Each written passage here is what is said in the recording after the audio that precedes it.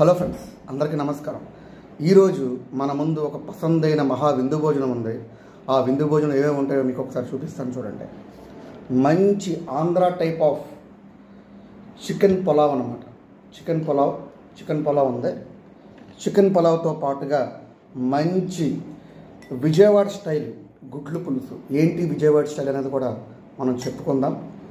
దీంతో పాటుగా నా ఫేవరెట్ డిష్ తలకాయ కూర అన్నమాట. తలకాయ కూర కూడా ఉంది. దాంతోపాటుగా కచంబరి raita and this is king fish fry.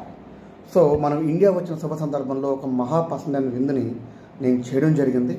ఈ ప్రాసెస్ ఎలా చేయాలో మీకు అన్నీ చెప్తాను. కాకపోతే ఇది కరెక్ట్ కాంబినేషన్ అనమాట. ఈ కాంబోలో కనుక మీరు తింటే అదిరిపోద్ది. సో ఫస్ట్ ఆఫ్ ఆల్ మనం చికెన్ పులావ్తో ట్రై చేద్దాం. చికెన్ పులావ్లో ఖచ్చితంగా మంచి పీసెస్ కూడా తీసుకున్నాను.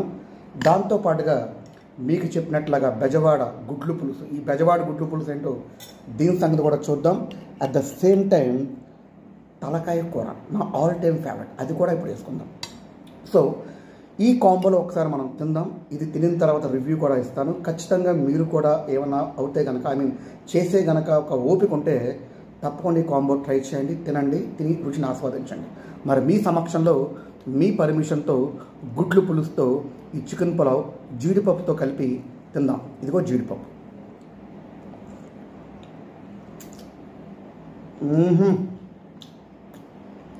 చెప్తాను వినండి.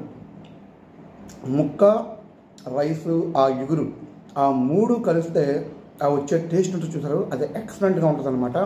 దాంతోపాటుగా మీకు చెప్పినట్లాగా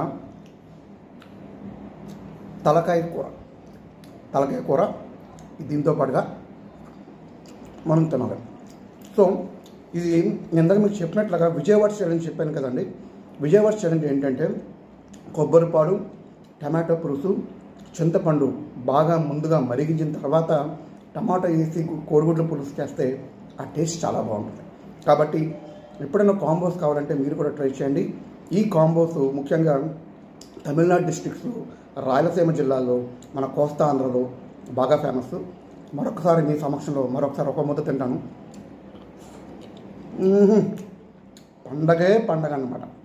ఓకే, ఐ థింక్ ఏమైనా కాంబోస్ ఫుడ్ కావాలంటే మన ఛానల్ని సబ్స్క్రైబ్ చేసుకోండి. Thank you for watching.